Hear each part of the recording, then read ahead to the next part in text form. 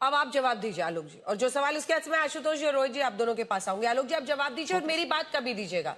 आपने कहा कि सारा ओनस विपक्ष पे नहीं हो सकता, लेकिन आप तो हाई मॉरल ग्राउंड क्लेम कर रहे हैं ना, ऐसे में आप सिर्फ एक तरफा बात क्यों कर सकते हैं?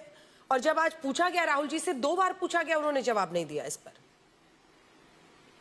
अंजना जी होने को तो मैं सीधी बात यही कहना चाहूंगा कि आज की हालात क्यों बनी, कि उसके लिए जिम्मेदार भी क्या विपक्ष है?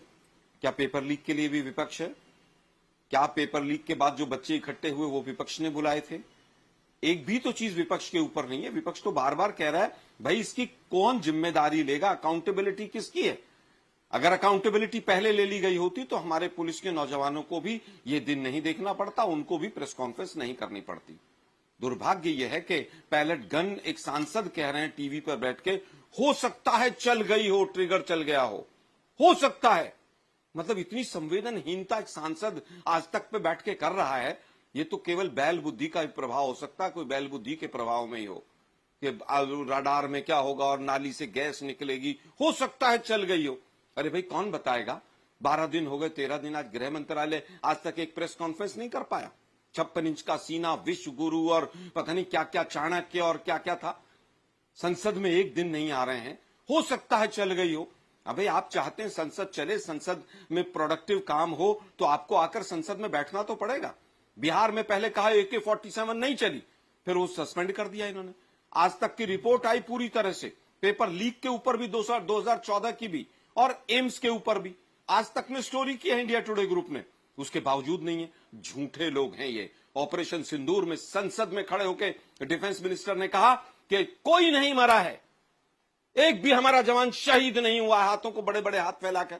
उसके बाद जब रिपोर्ट आई तो 6 जवान शहीद हुए थे हमारे।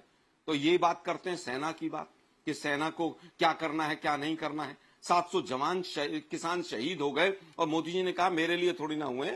इनके एक सांसद ने कहा कि मेरे लिए थोड़े ना हुए, सही यहां पर आकर बैठ गए थे। तो मुझे लगता है कि बीजेपी कम से कम संवेदनहीनता, संवेदनशीलता, इन चीजों की बात ना करे। संसद अगले हफ्ते कैसे चले, क्या क्या मुद्दे रहेंगे, उसके ऊपर चर्चा करे, फ्लोर मैनेजमेंट करे, किन किन लोगों से बात करना है। केवल चंदा चोरी करके सांसद चोरी करने तक का काम ना करे। चोरी की सरकार है आपकी। बनारस भी जीते थे या हारे थे, आज तक सवालिया निशान है। इसलिए मैं कहता हूं कि संसद हमारी सबकी है। आपको चाहिए कि आप विपक्ष से भी बैठकर बात करें, और अगर विपक्ष से बात करने की हिम्मत नहीं है तो कम से कम अपने घर में तो बैठ जाइए। आप अपने घर में तो बैठकर बात कर लीजिए। केवल दूसरी पार्टियों को तोड़ने के लिए चाणक्य है क्या आप? एक प्रेस कॉन्फ्रेंस नहीं कर सकते? और अभी तो मैं बताता हूं अंजना जी, कुछ कंपनियों के पीछे, कुछ ऑर्गेनाइजेशंस के पीछे ईडी, सीबीआई, फलाना ढिकड़ा सब लग गए। बच्चियों को ढूंढ ढूंढ के टारगेट किया जा रहा है कि कल को भी कोई चीज ना हो, कल को भी कोई और आंदोलन ना खड़ा हो जाए। अभी बच्ची अपनी उसमें कर रही थी कि अगर हमसे गलती भी हुई है तो माफ कर दिया जाए। अरे भाई जितने पुलिस वाले थे जिन्होंने गलत किया, क्या उनके प्रति भी इनकी कोई संवेदना है?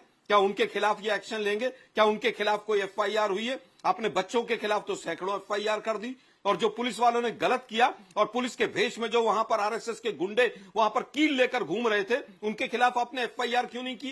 क्यों? क्योंकि आपको किसी से कोई मतलब नहीं है। आपको RSS को बचाना है, मोदी जी की छवि को बचाना है।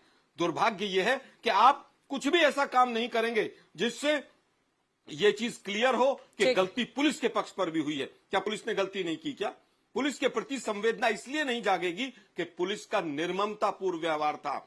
हो सकता है गृह मंत्रालय से आदेश हो कि आप आंसू गैस के गोले छोड़िए, लाठीचार्ज कीजिए, लेकिन किस एक्सटेंट तक कीजिए ये तो पुलिस वालों को भी सोचना होगा ना। छोटी छोटी बच्चियों को इसके बाद आ रही हूँ सुधांशु जी, एक बार रोहित जी और आशुतोष जी